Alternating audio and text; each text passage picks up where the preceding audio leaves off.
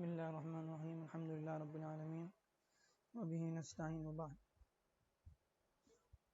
محترم ناظرین، السلام علیکم ورحمۃ اللہ وبرکاتہ۔ نماز کے اذکار میں تشہد کے بعد ہم لوگ درود پڑھتے ہیں، اور جو درود نماز میں پڑھا جاتا ہے وہ درود ابراہیمی کہلاتا ہے۔ چونکہ درود کی اپنی جگہ پر بہت فضیلت ہے، اور نماز میں چونکہ اللہ کی طرف سے نماز میں درود پڑھنا جو ہے وہ ہمیں سکھایا گیا، اس کے بغیر نماز نہیں ہوتی، تو اس اعتبار سے بھی ہمیں اللہ کے نبی صلی اللہ علیہ وسلم کے جو ہے مقام اور مرتبے کا پتہ چلتا ہے کہ اللہ نے جو ہے نماز میں بھی جو ہے یعنی اپنے نبی صلی اللہ علیہ وسلم پر درود بھیجنا یعنی ہمیں سکھایا، تاکہ ہم ان کے اللہ کے نبی صلی اللہ علیہ وسلم کے احسان کو سمجھ سکیں، اور اس کی فضیلت بھی اپنی جگہ پر ہے۔ حدیث میں آتا ہے، اللہ کے نبی صلی اللہ علیہ وسلم نے فرمایا، جو شخص اللہ کے نبی صلی اللہ علیہ وسلم پر ایک مرتبہ درود بھیجتا ہے، اللہ تعالیٰ اس پر 10 مرتبہ رحمتیں نازل فرماتے ہیں۔ تو اس اعتبار سے درود جو ہے بہت فضیلت رکھتا ہے۔ آئیے ابھی ہم لوگ جو ہے انشاءاللہ نماز میں پڑھے جانے والے درود کو انشاءاللہ سیکھیں گے، تاکہ ہمیں نماز میں جو ہے خشوع پیدا کرنے میں اور نماز میں اللہ کا استحضار حاصل کرنے میں مدد ملے۔ تو ہم لوگ نماز میں جو درود پڑھتے ہیں وہ ہے درود ابراہیمی۔ اس میں ہم لوگ کیا پڑھتے ہیں؟ اللہم صلی علی محمد وعلی آل محمد، اللہم اے اللہ صلی علی محمد، محمد صلی اللہ علیہ وسلم پر رحمت نازل فرما،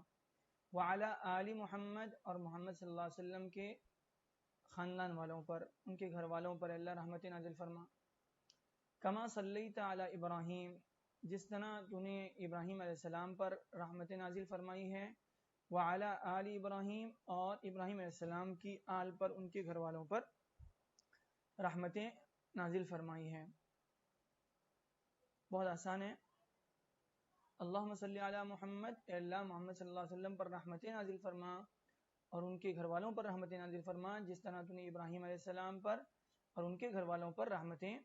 نازل فرمائی ہے۔ اچھا، اس کے بعد وبارک علی محمد وعلی آل محمد، وبارک، اور برکتیں نازل فرما، علی محمد، محمد صلی اللہ علیہ وسلم پر،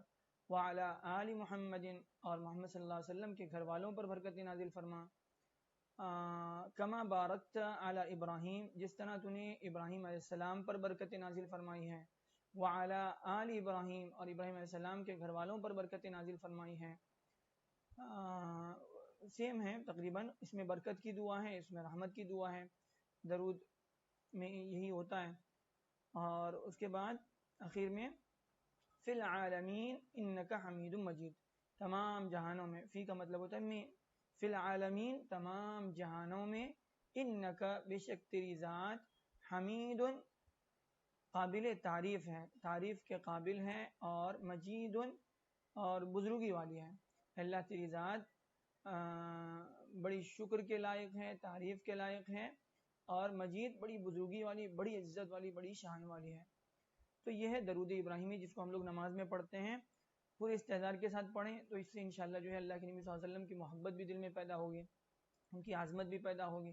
اور ان کی اتباع کا شوق بھی پیدا ہوگا۔ اچھا، اس میں ایک اور بات جو ہے وہ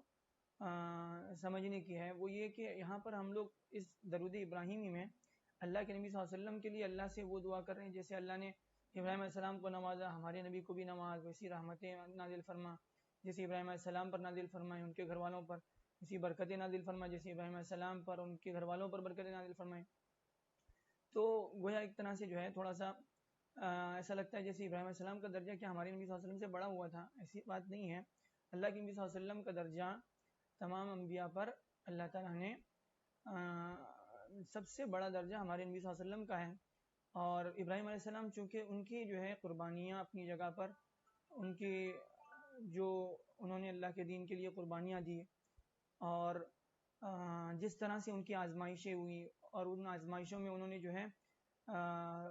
جس طرح سے صبر و استقلال کا جو مثال، جو نمونہ جو ہے پوری امت، پوری دنیا کے لیے چھوڑا ہے، اس کا جو ہے یعنی تصور کرنا جو ہے ہم لوگ اس کا تصور بھی نہیں کر سکتے۔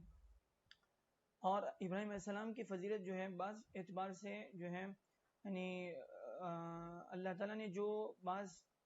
امتیازات خصوصیات حضرت ابراہیم علیہ السلام کو اللہ نے عطا کیے وہ کسی نبی کو عطا نہیں کیے، لیکن مجموعی اعتبار سے جو ہے اللہ کے نبی صلی اللہ علیہ وسلم کا درجہ سارے نبیوں پر بڑا ہوا ہے۔